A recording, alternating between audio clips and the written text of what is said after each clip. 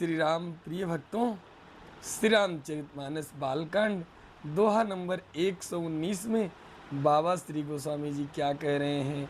पुनि पुनि प्रभु पद कमल गही अजुअर पंक रहूं पानी, बोलिय गिरजा बचन बर मनहु प्रेम रस सानी।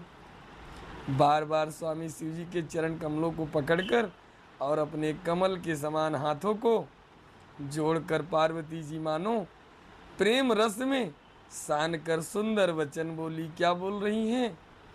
शशिकर सम सुनि गिरा तुम्हारी, अमिटा मोह सरता पत भारी, तुम कृपाल सबु संशय हरयऊ, राम स्वरूप जानि मोहि परयऊ।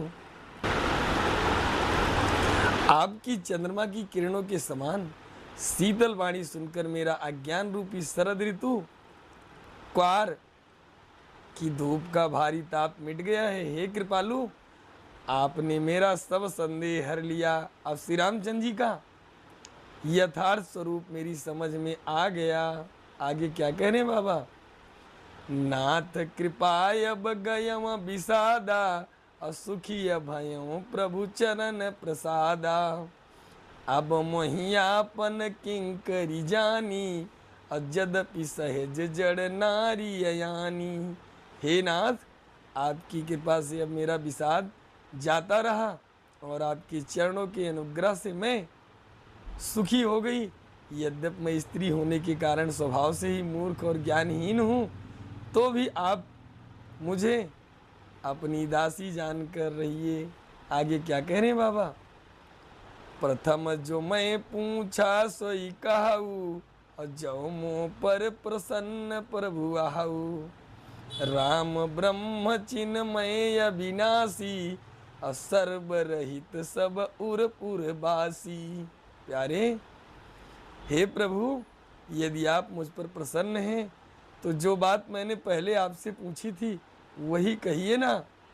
वह सत्य है कि श्री रामचंद्र जी ब्रह्मा हैं, चिन्मय ज्ञान स्वरूप हैं, अविनाशी हैं, सबसे रहित हैं और सबके हृदय रूपी नगरी में निवास करने वाले हैं। नाथ धर्यव नर तनु के ही हेतु, मोहि समुझाय कहूँ वृष केतु, उमा बचन सुनि परम विनीता, राम कथा पर प्रीति पुनीता। फिर हे नाथ, उन्होंने मनुष्य का शरीर किस कारण से धारण किया है? हे धर्म की ध्वजा धारण करने वाले प्रभु, या मुझे समझा कर कहिए। पार्वती के अत्यंत नम्र वचन सुनकर और श्री रामचंद्र जी की कथा में उनका विशुद्ध प्रेम देखकर प्रभु आगे क्या कह रहे हैं। बालकांड दोहा नंबर 120 में आप अवश्य सुनिए। जय जय श्री राम।